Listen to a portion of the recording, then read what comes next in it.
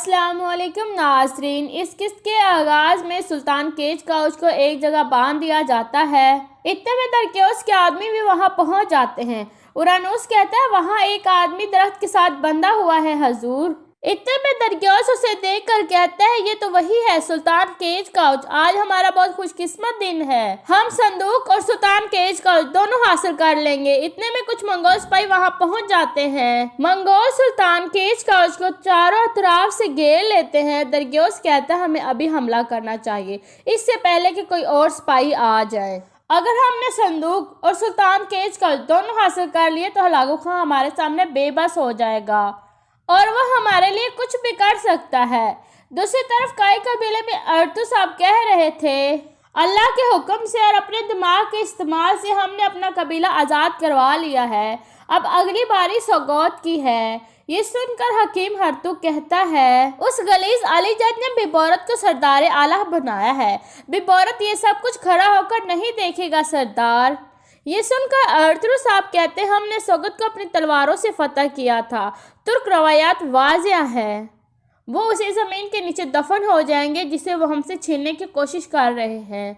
दूसरी तरफ जगह में सुल्तान केज काउच को मंगोलों ने घेरा हुआ था। एक सिपाही कहता खोलो इसे। ये सुनकर एक सिपाही इसे खोलने के लिए आगे बढ़ता है। इस तरह दरक्योस उस आदमी को मार देता है और अपने सिपाहियों को कहता है हमला करो। फिर उनके दरमियान लड़ाई शुरू हो जाती है। इस तरह दरक्योस के आदमी मंगोलों के आदमियों को मार देते हैं। फिर एक आदमी आगे बढ़ता है और सुल्तान केज काउच को खोलता है, जबकि दूसरा आदमी संदूक उठा लेता है। इतने में उन पर हमला हो जाता है। बिबौलत और उनके आदमी वहां पहुंच चुके थे, जिनमें मंगोल भी शामिल थे। इतने में तुर्गुत और उसके साथी मंगोलों के बेस में वहां पहुंच जाते हैं और सुल्तान केज काउच तक पहुंच जाते हैं। बामसी फौरन सुल्तान केज काउच की रस्सी काट देता है और नीचे उतर आते हैं और उन्हें एक तरफ ले जाते हैं। ये देखकर बिबौलत कहता है यरनाल वो सुल्तान केज काउच को लेकर जा रहे हैं, उनका पीछा करो। बामसी तुर्गुत को कहता है तुम लोग जाओ, मैं इस कुत्ते को देख लूंगा। इतने में यनार बामसी के करीब पहुंच जाता है और वो दोनों आमने सामने खड़े हो जाते हैं। दूसरी तरफ सौगत का मंजर दिखाया जाता है। अर्तुगरुल साहब और उनके साथी सौगत पहुंच जाते हैं। सब लोग बुलंद आवाज में अर्तुगरुल साहब को खुशामदीद कहते हैं। अर्तुगरुल साहब जब आगे आते हैं तो देखते हैं उमर कबीले के झंडे हर तरफ लगे होते हैं। अर्तुगरुल साहब अपने सिपाहियों को कहते हैं ये झंडे उतार दो और काई कबीले के झंडे लगा दें। ये कहकर अर्तुगरुल साहब आगे बढ़ जाते हैं। दूसरी तरफ यनाल और बामसी के दरमियान लड़ाई शुरू थी। बामसी यनाल के पेट में तलवार घोंप कर कहता है यह बहुत पहले हो जाना चाहिए था यनाल, तुम इसके हकदार हो। ये कहकर बामसी अपनी तलवार खींच लेता है। यनाल नीचे गिर जाता है। फिर बामसी वहां से चला जाता है। इसी दौरान दरक्योस और अलीजंग के सिपाहियों के दरमियान लड़ाई जारी थी। दोनों तरफ से बहुत सारे आदमी मारे गए थे। फिर सबत अपने सिपाहियों को कहता है सुल्तान केज काउच के पीछे जाओ। दूसरी तरफ सौगत में उमर कबीले के झंडे उतार कर काई कबीले के झंडे लगाए जाते हैं। सौगत के लोग बहुत खुश थे। इतने में उमर कबीले के कुछ सिपाही यहाँ आ जाते हैं और वो कहते हैं ये तुम लोग क्या कर रहे हो, उमर कबीले यानी सरदार आला का झंडा उतारने की तुम लोगों की हिम्मत कैसे हुई। इतने में अर्तुगरुल साहब वहां पहुंच जाते हैं। उमर कबीले के सिपाही अपनी तलवारें निकालना शुरू कर देते हैं। अर्तुगरुल साहब कहते हैं मैं यहाँ कुछ चुराने नहीं आया हूँ, अपना हक लेने आया हूँ। सिपाही कहते हैं यहाँ तुम्हारा कोई हक नहीं है, कमांडर अलीजंग ने सौगत और सरदार आला का ओहदा बिबौरत साहब को दिया है। अर्तुगरुल साहब कहते हैं किसी में इतनी ताकत नहीं है कि वो मेरे हक को छीन सके। सिपाही कहता है तो तुम्हें हमारे ऊपर से गुजरना होगा। फिर उनके दरमियान लड़ाई शुरू हो जाती है। इस तरह उमर कबीले के सिपाहियों को काबू में कर लिया जाता है। फिर अर्तुगरुल साहब कहते हैं कोई मुझसे सौगत हासिल करना चाहता है तो अपनी तलवार के साथ मेरे सामने आए और दूसरों के साए के पीछे मत छुपे। अलीजंग और हलाकू खां के सामने ये पैगाम भेज दे कि सुलेमान शाह के बेटे अर्तुगरुल ने सौगत वापस ले लिया है। फिर अर्तुगरुल साहब आगे बढ़ते हैं तो बिबौरत के मजीद सिपाही आगे आ जाते हैं। तो एक सिपाही कहता है आप आगे नहीं बढ़ सकते अर्तुगरुल साहब, आपको अंदर जाने की इजाजत नहीं है। अर्तुगरुल साहब कहते हैं मैं यहाँ इजाजत लेने नहीं अपना हक लेने आया हूँ। इस तरह सारे सिपाही गिर जाते हैं। इतने में सिरमा और बिल्की खातून वहां पहुंच जाती हैं। ये देखकर ये दोनों हैरान परेशान हो जाती हैं। फिर बिल्की खातून कहती है इसका क्या मतलब है आर्थर साहब, लेकिन आर्थर बिल्की खातून की किसी बात का कोई जवाब नहीं देता। सिरमा खातून कहती है ये बिबोरत यानी सरदार आला का घर है, आप ये क्या कर रहे हैं। इतने में सलजार खातून वहां पहुंच जाती है और बहुत खुश हो जाती है। फिर आर्थर साहब अपने सिपाहियों को कहते हैं उमर कबीले के सिपाहियों से तलवारें ले लें, मैं सोगत में उमर कबीले के सिपाही नहीं देखना चाहता। सराय महल के अंदर भी उमर कबीले के झंडे उतार दें और काय कबीले के झंडे लगा दें। बिल्की खातून कहती है आप सरदार आला बिबोरत के घर पर ऐसे कैसे कब्जा कर सकते हैं। आर्थर साहब बिल्की खातून की किसी बात का कोई जवाब नहीं देते और आगे बढ़ जाते हैं। बिल्की खातून भी आर्थर साहब के साथ चल पड़ती है। अंदर आकर भी बिल्की खातून आर्थर साहब को बहुत सारी आवाज़ें देती हैं। आर्थर साहब उसकी किसी बात का जवाब नहीं देते और कहते हैं अंदर आ जाओ, हम अंदर आकर बात करते हैं। इसी दौरान उमर कबीले के झंडे उतार कर काय कबीले के झंडे लहरा दिए जाते हैं। दूसरी तरफ जंगल में सबत और उसके सिपाही सुल्तान केशगढ़ की तलाश में एक जगह पहुंच जाते हैं और रुक जाते हैं। तुर्गुत और बामसी उन्हीं का इंतजार कर रहे थे, फिर वो हमला कर देते हैं। इस तरह सबत और उसके आदमी मारे जाते हैं। फिर तुर्गुत सुल्तान केशगढ़ से पूछते हैं कि आप ठीक है सुल्तान। केशगढ़ कहते हैं मैंने इनका अंजाम अपनी आंखों से देख लिया है, अब मुझे किसी बात का कोई डर नहीं है। अब्दुर्रहमान कहता है हमें यहाँ से जाना होगा, इससे पहले कोई और सिपाही आ जाए। तुर्गुत कहता है हम जाएंगे अब्दुर्रहमान, लेकिन पहले अली जग को दिखाएंगे कि वो पूरी तरह हार चुका है। दूसरी तरफ सोगत में बिल्की खातून आर्थर साहब के पास पहुंचती है और कहती है आप बात क्यों नहीं कर रहे। आर्थर साहब कहते हैं ये झंडा आपके कबीले में होना चाहिए था बिल्की खातून, यहाँ नहीं। ये बिल्की खातून झंडा लेकर कहती है मुझसे बात करें, ये आप क्या कर रहे हैं। आर्थर साहब कहते हैं ये सही वक्त था कि मैं अपना हक वापस ले लूं।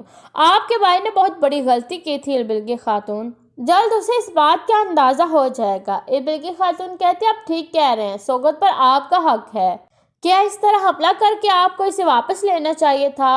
आर्थर साहब कहते हैं हमारी फतह की ज़मीनों की हिफाजत करना हमारी इज्जत का मामला है बिल्की खातून, जब हमारी इज्जत का मामला होता है तो हम किसी के साथ मशवरा नहीं करते, हम सही वक्त पर हरकत में आते हैं। बिल्की खातून कहती है ये सही नहीं है, ऐसा करके आप पूरे उमर कबीले को अपने खिलाफ कर रहे हैं। आर्थर साहब कहते हैं बुज़दिल हर रोज़ मरता है, जबकि बहादुर एक बार मरता है और वो मर्दों की तरह मरता है। मैंने सिर्फ इंसाफ कायम किया है और मैं तमाम तरह की मुसीबतें बर्दाश्त करने के लिए तैयार हूँ। बिल्की खातून कहती है दोनों कबीले के भाईचारे के लिए ये रास्ता ठीक नहीं है। आर्थर साहब कहते हैं हक का रास्ता अल्लाह का रास्ता होता है और वो मुश्किल होता है, एक आदमी को मजबूत होना चाहिए। बिल्की खातून कहती है मैंने जो कहना था वो मैंने कह दिया, आगे आपकी मर्जी। ये कहकर वो चली जाती है। नीचे सिरमा खातून कई कबीले के झंडे देकर शदीद गुस्से में थी, जबकि सलजान खातून मुस्कुरा रही थी। ऊपर आर्थर साहब गुनगुन को बुलाकर कहते हैं सोगत के लोगों को इकट्ठा करो, मैं उनसे बात करना चाहता हूँ। और यहाँ पर इस किस्त का अख्तिताम हो जाता है।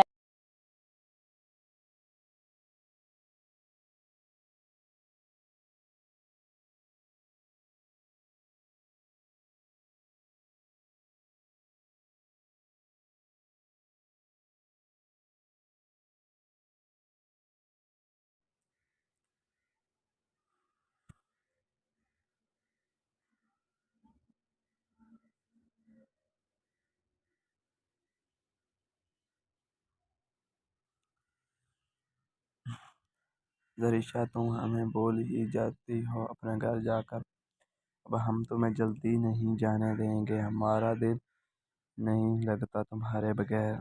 नीलम मुंह बनाते हुए बोल रही थी।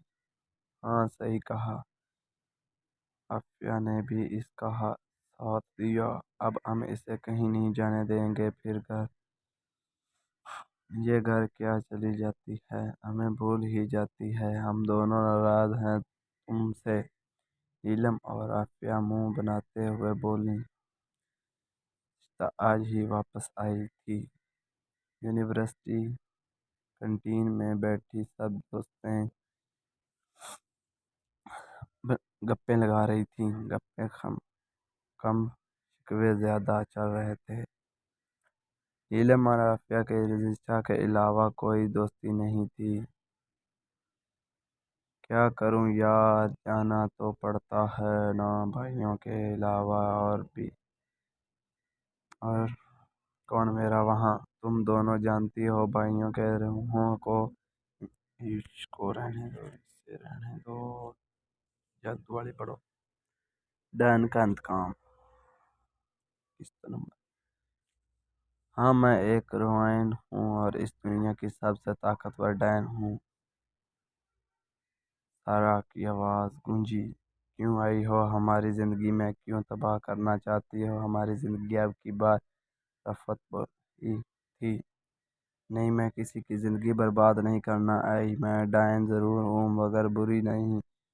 سارا پھر سے چلائی۔ ہماری ماں کو کھا گئی اور کہتی ہے میں بری نہیں ہوں۔ روسا کی آنکھوں میں آنسو نکلے۔ تم اچھی طرح جانتی ہو امی کو کس نے ختم کیا؟ سارا نے غصے سے روسا کو دیکھتے ہوئے کہا تھا۔ بہت سن لی ہم نے اس ڈین کی بکواس۔ جنوبا باجی اب اس کو ختم کر دیں۔ نور نے جنوبا کو کہا۔ نہیں چھوڑو، مجھے جانے دو، مجھے برگد کے پیڑ کے ساتھ سونکے سے بندھی سائز۔ سارا چلانے لگی۔ آج تو تمہارا مرنا طے ہے۔ ثاقب جو کافی دیر چپ تھا بول ہی اٹھا۔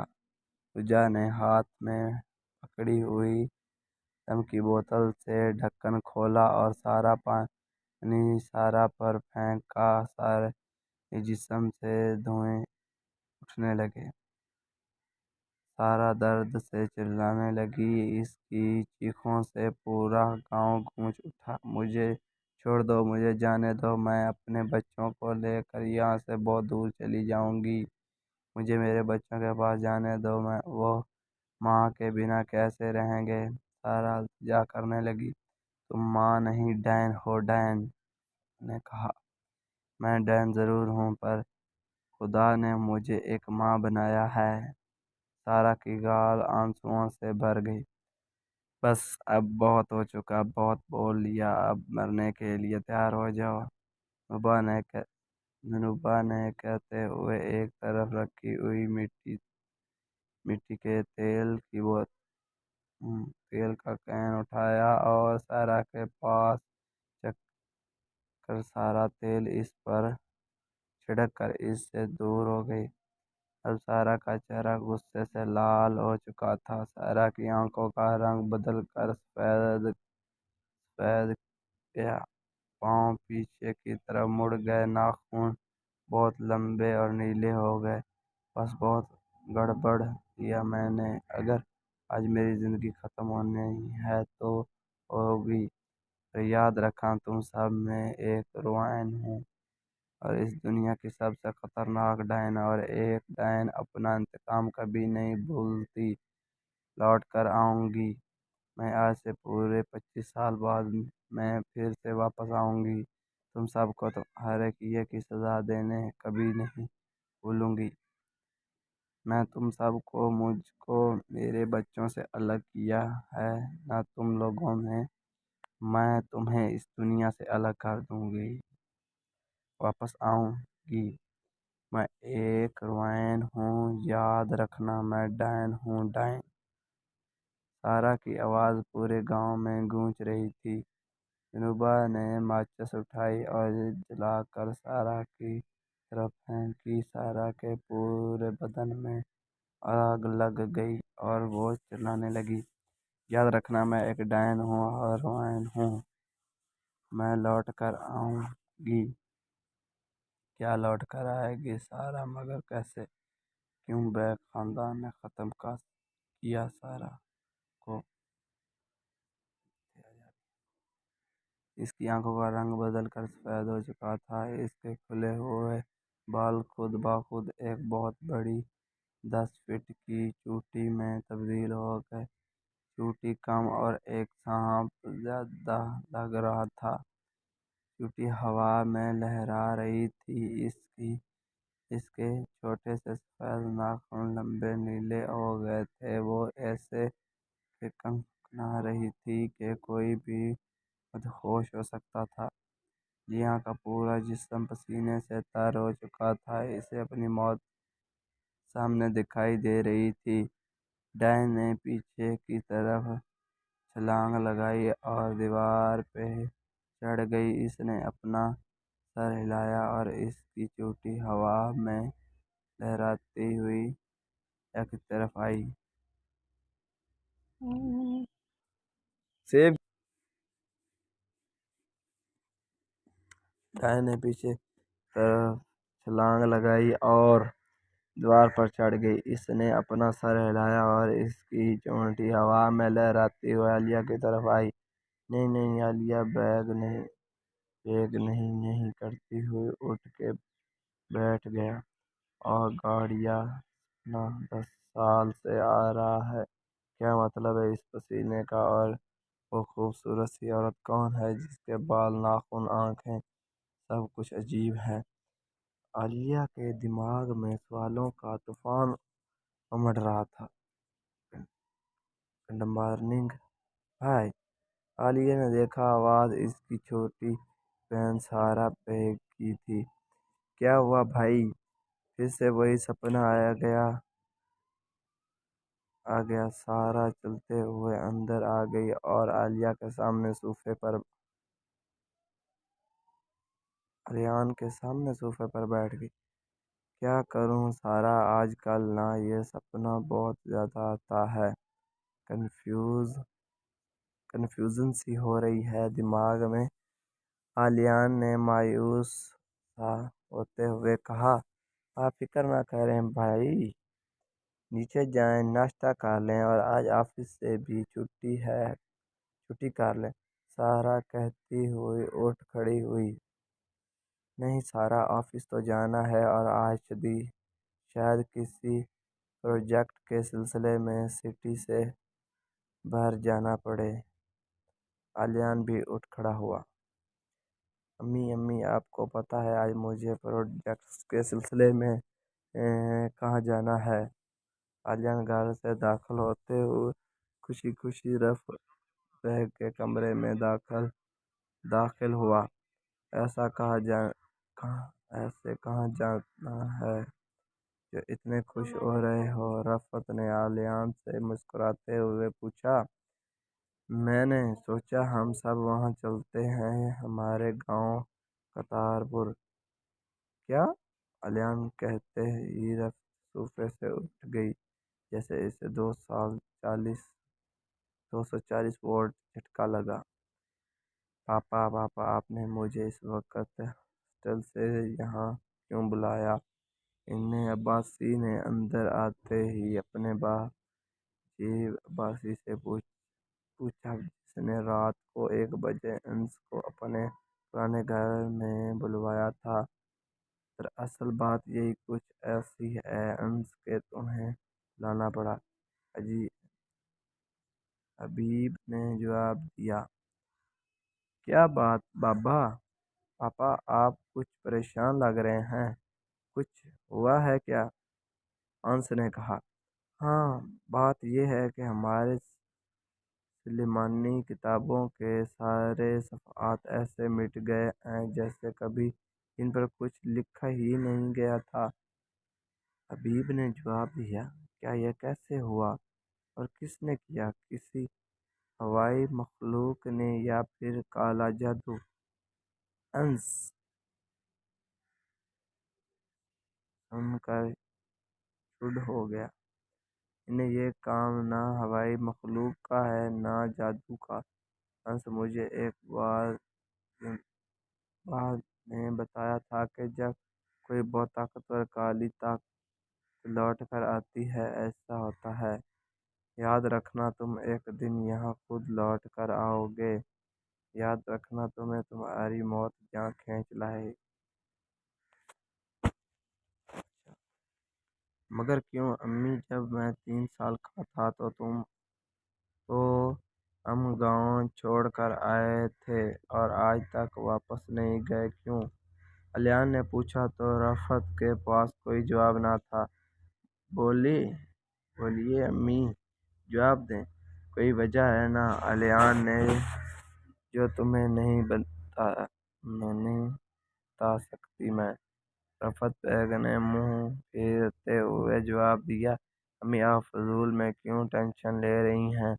کچھ نہیں ہوتا، میرے بہت امپورٹنٹ ڈیل ہے اور جانا ضروری ہے، اگر لیان نے سنجیدہ لہجے میں کہا۔ مگر لیان میری رائے کیا ہوا ہے؟ رفعت صاحبہ اب وہ اتنا کہہ رہا ہیں تو چل دیتے ہیں، نور نے اندر آتے ہوئے کہا۔ بالکل صحیح کہا آپ نے بابا، آپ سمجھاؤ نا انہیں۔ لیان اب نور کی طرف کے نیچے استخانے میں لے جانا ضروری ہے۔ ہاں نور جی، میں تو یہ بھول گئی تھی، کیونکہ مجھے آج بھی سارا کا وہ روپ یاد آتا ہے۔ میں ایک روحانی ہوں تو دل سہم جاتا ہے۔ کیا ہوا پاپا، کوئی حل ملا؟ انس نے کتاب بند کرتے ہوئے پوچھا۔ نہیں انس راز جان، کتاب میں بھی ان سلیمانی کتابوں کو ٹھیک کرنے کا طریقہ نہیں ملا۔ حبیب نے بھی لمبا سانس لیتے ہوئے کتاب بند کر دی۔ انس اور حبیب صبح سے بہت سی کتابیں دیکھ چکے تھے، مگر دوپہر ہونے کو تھی اور ابھی تک کوئی طریقہ نہیں ملا تھا۔ حبیب مایوس ہو کر کرسی پر بیٹھ گیا۔ انس نے جگ اٹھا کر گلاس میں پانی ڈالا اور حبیب کو دیا۔ پاپا آپ مایوس مت ہوئیے، کوئی طریقہ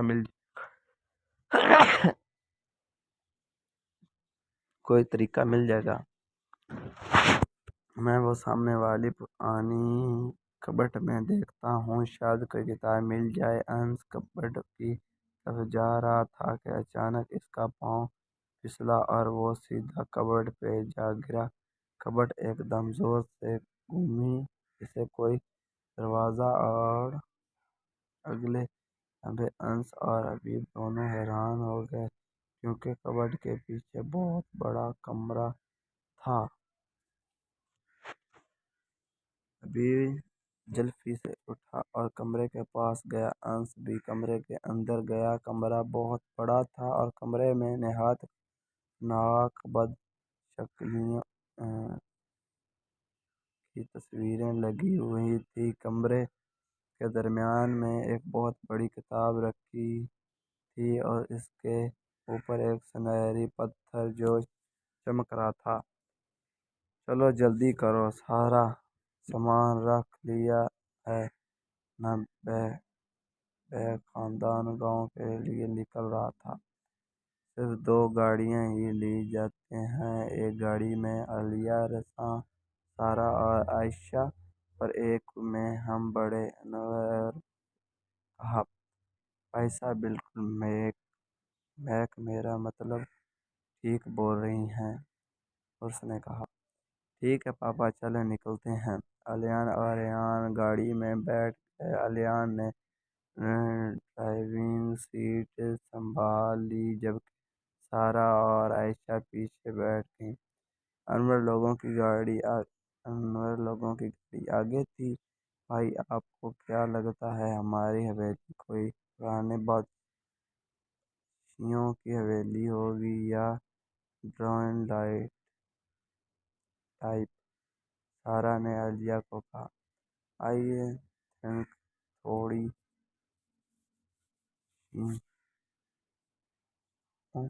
ٹائپ کی طرح ہمارے دادا پردادا کے زمانے کی حویلی ہے وہ، لیان نے جواب دیا۔ گیز جیسی بھی ہو، ہمیں وہاں صرف انجوائے کرنا ہے اور کچھ نہیں، لیان نے کہا۔ گاڑی اب گاؤں کے راستے پر چل دی تھی۔ سڑک کے دونوں طرف بہت بڑا جنگل تھا۔ ارے بھائی کوئی اچھا سا گانا چلا دو، سفر کو تھوڑا انجوائے کرو، اب کی بار عائشہ نے کہا۔ لیان نے میوزک آن کر دیا۔ بالی ووڈ کا گانا چل رہا تھا، مگر تبھی لیان کو صرف صرف کی گنگنانے کی آواز آنے لگتی ہے۔ یہ کیسی آواز؟ بالکل ویسے ہے جیسے خواب میں وہ گنگناتی ہے۔ ریان نے سوچا، یار ریان، یہ میوزک چینج کرو۔ ریان نے کہا، کیا بھائی، میوزک چل رہا ہے؟ ریان کو لگا اب وہ سپنا دن میں بھی آنے لگا، مگر تبھی گنگنانے کی آواز آنا بند۔ یہ کمرہ کس کا ہے؟ انس نے کہا۔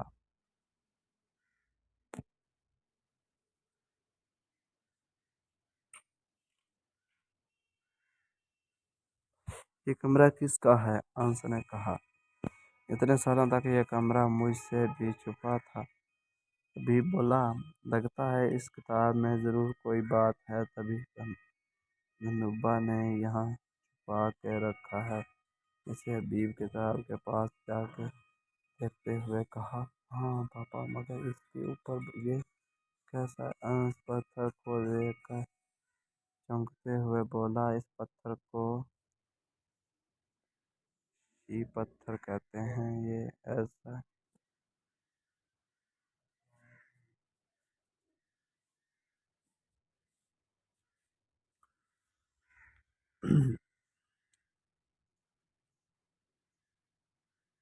یہ ایسا جادوئی پتھر ہے، اس پتھر کو وہی اٹھا سکتا ہے جس نے اسے رکھا ہو، یا پھر وہی جو اس کا خون ہو۔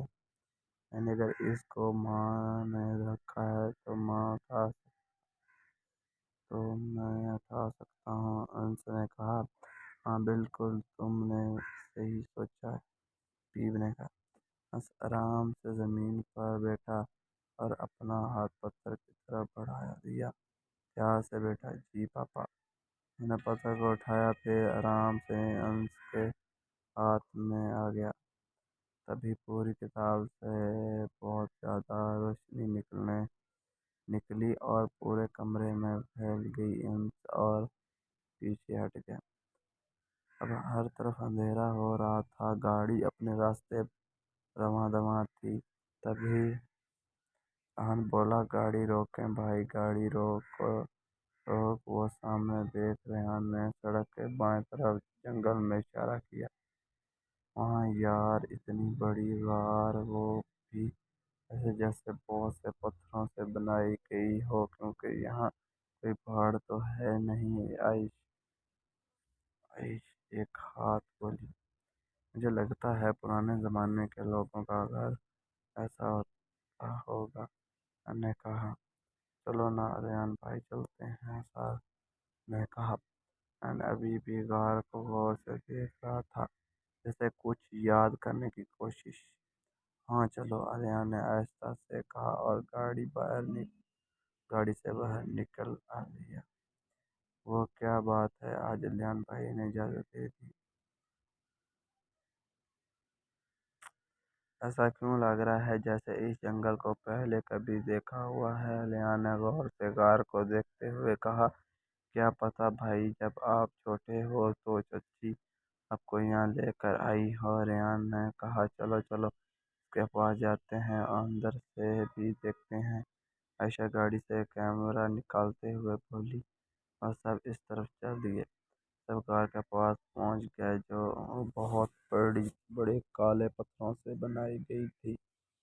پرانے زمانے میں کسی نے بہت محنت کر کے ایسے بنایا ہوگا۔ سارا غار کا اوپر سے نیچے تک کا جائزہ لیتے ہوئے بولی، چلو یار، اس کے اندر چلتے ہیں، ریحان نے کہا۔ عائشہ نے موبائل کی ٹارچ آن کر لی اور باقی سب نے بھی اپنا موبائل نکال کر ٹارچ آن کر لی اور اندر داخل ہو گئے۔ پوری غار میں ہر طرف اندھیرا چھایا ہوا تھا۔ یار، یہاں بہت اندھیرا ہے، ہمارے ٹارچ کی روشنی بھی کم پڑ گئی۔ یہ دیکھو، مشکل پرانے زمانے لوگ کسی سے روشنی حاصل کرتے تھے۔ نے ایک طرف موبائل کرتے ہوئے کہا، میرے پاس لائٹر ہے، اس میں چلاتا ہوں۔ ریحان نے जेब से लेटर निकाला और मशाल चला दी। मशाल की हल्की सी रोशनी गार में फैल गई। गार बहुत सी मशाल की थी। अलियान ने एक एक करके अब सबको जला दिया। अब गार में रोशनी फैल गई थी। वाह, ये तो बहुत बड़ी गार है साहब, ने वह खींच कर बोला। गार में सामने की दीवार पर एक खूबसूरत लड़की की बहुत बड़ी तस्वीर लगी हुई थी जो आर्ट से बनी थी। सारा यार सारा, ये कितनी अमेजिंग कार है ना। आयशा सारा से मुखातिब होती। अलियान चलता हुआ तस्वीर के पास पहुंचा। ऐसा लगता है इसे भी कहीं देखा है, मैंने सोचा। तभी अलियान को जमीन पे एक नाखून दिखाई दिया। अलियान ने नाखून उठाया। ये नाखून बहुत बड़ा और नीला था। अलियान को याद आया, इसके छोटे से नाखून लंबे नीले हो चुके थे। ये तो ही नाखून है जिस तरह उस औरत का नाखून था। जब रोशनी नॉर्मल हुई तो हबीब और एम ने आंखें खोल दी और किताब की तरफ देखा। किताब अब खुल चुकी थी और इसका पहला सफ़ा सामने था। राज इसे डाइन। उसने किताब को देखते हुए कहा, किताब एक बहुत कदीम ज़बान में लिखी गई थी। मगर अंसर हबीब के लिए दुनिया की कोई ज़बान पढ़ना मुश्किल नहीं थी। अंसर हबीब जल्दी से किताब के पास गए और इसे उठाकर बाहर ले आए और टेबल पर आके रख दी। हबीब ने जल्दी से किताब का सफ़ा पलटा और अगला पढ़ना शुरू कर दिया। राज है डायन। इस किताब को इस दुनिया की सबसे पहली ताकतवर डायन ने लिखा है। इस किताब में इस दुनिया की तमाम काली ताकतों के लिखा गया है, जैसा कि चुड़ैल डायन, भूत, इन सब की कमजोरियां, ताकतें, इनको कैसे ख़त्म किया जा सकता है, सब कुछ। हबीब ने यह पढ़कर सफ़ा पलट दिया। पापा, यहाँ तो बहुत कुछ लिखा हुआ है। हमें तो ये पता करना है कि सुलेमानी किताबों के सफ़ात किसकी वजह से मिट चुके हैं और इनको ठीक कैसे किया जा सकता है। हंस ने कहा, तुम ठीक कह रहे हो, मगर इस सफ़े तमाम चीज़ों के बारे में और इसके साथ सफ़ात नंबर दिए गए हैं। इस किताब में सुलेमानी किताबों का टाइटल ढूंढो और ढूंढो। मैं तब तक सुलेमानी किताबें ले आता हूँ। दीप जवाब देते हुए कमरे से निकल गया।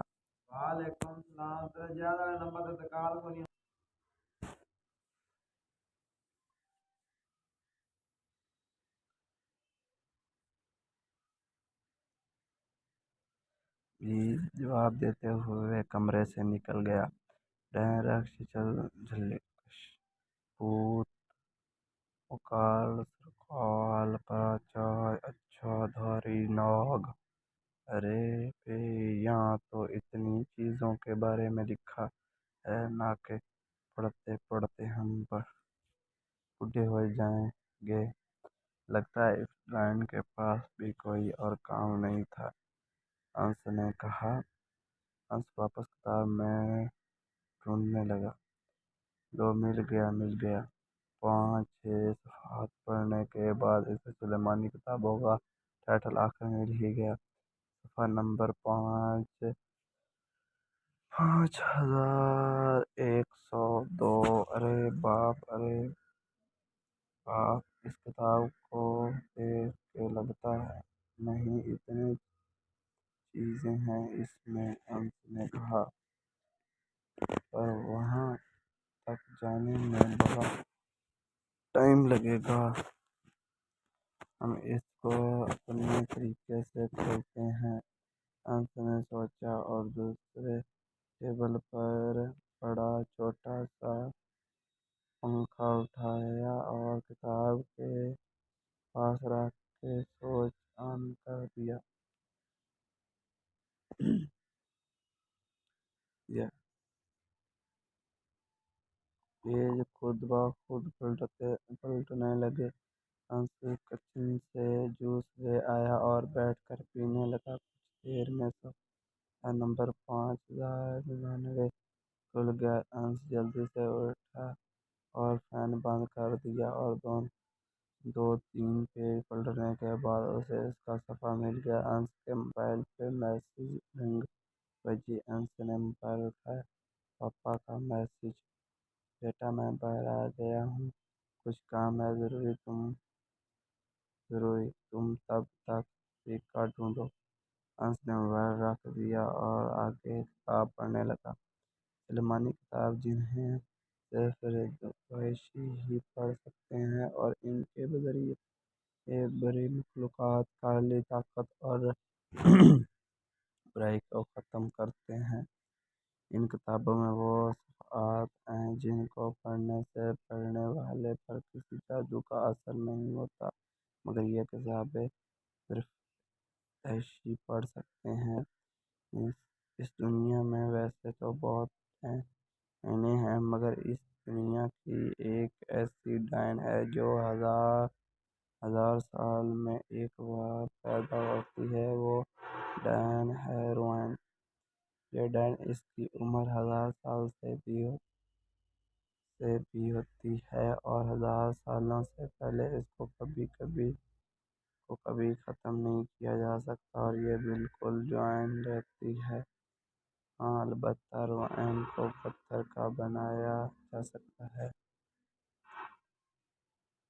डायनोशी मंतशर पढ़ कर पानी में मिलाकर इस डायन पर फेंक दिया जाए तो वो एक लम्हे के लिए बेबस हो जाती है और इसी मियान अगर इसकी चोटी को काट दिया जाए तो इसकी सारी ताकतें चली जाती हैं। और फिर इसे आग लगा दिया जाए तो यह डायन कुछ सालों के लिए पत्थर की बन जाती है, मगर इसके बाद यह कितने ज़्यादा भयानक हो जाती है कोई सोच भी नहीं सकता। आंसू रख कर एक लंबा सांस लिया और फिर पढ़ना शुरू कर दिया। और जब ये लौट के आती है तो इतनी ताकतवर होती है कि इसके आने से पहले सुलेमानी किताबों के सफ़ात मिट जाते हैं और दोबारा ये सही तभी होते हैं जब किसी डायन का काला खून इस पर पड़ता है।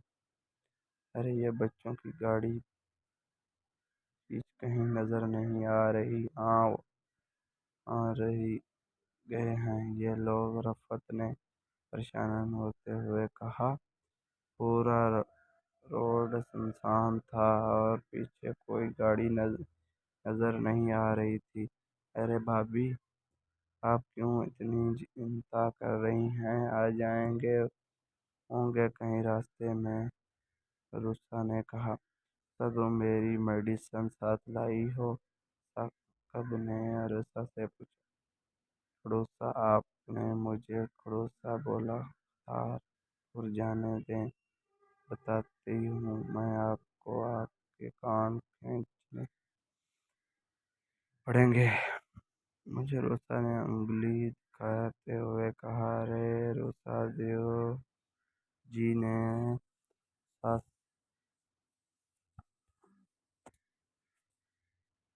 ही बोला है, तुम अपने कान में लगाना भूल गई।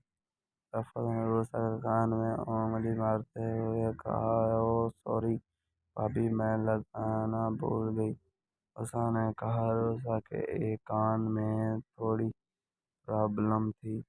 देखा, मैंने रुस्ता ही बोला था, तुम फजूल में ही इतना गुस्सा करती हो, पहले अपना कान चेक कर लेती। साकिब ने मुस्कुराते हुए तंजिया कहा। आप तो रहने दें, क्या पता आपने मेरे ना सुनने का फ़ायदा उठाया हो। सब मुँह फेरते हुए बोली। लो, रफ़त आ गया, तुम्हारा ध्यान। अनवर ने गाड़ी के शीशे दान पीछे आती गाड़ी को देखा। शुक्र है खुदा का, रफ़त ने गहरा सांस लेते हुए कहा। جس سے پیار کروں گی نا کل میرے ناول کے ہیرو جیسا ہوگا۔ وہ اپنی بڑی سی گاڑی میں آئے گا۔ رحیم علینا سے کہہ رہی تھی تو آ گئی۔ وہ اپنی گاڑی کا دروازہ کھولے گا اور بڑے ایٹیٹیوڈ سے باہر نکل آیا۔ وہ اپنے گھنے بالوں پر ہاتھ گھمائے گا۔ ہائے گھما دیا۔ اس کی نیلی آنکھیں سب کی مدہوش کر دیں۔ مدہوش ہی تو کر دیا۔ اسٹائل سے چل۔ ارے کیا بولی جا رہی ہیں تو علینا، میں کیا بتا رہی ہوں تمہیں؟ حریم نے علینا کو جھنجھوڑتے ہوئے کہا۔ وہ دیکھ۔ علینا نے رحیم کے پیچھے سامنے حویلی کی طرف اشارہ کیا۔ رحیم چیخ مڑی تو حیران رہ گئی۔ سامنے علیان اور اس کی فیملی حویلی کی طرف جا رہی تھی۔ میرا ہیرو آ گیا۔ حریم کی نظریں علیان پر ہی ٹک گئیں۔ میرا بھی علیان کی نظریں تو ریحان پر ہی جم گئی تھیں۔ تم دونوں نہیں سدھرو گی۔ علینا اور حریم دونوں کے کان کھینچے تھے۔ علینا اور حریم دونوں پیچھے مڑیں تو علینا کی امی ریحانہ تھیں۔ ہاں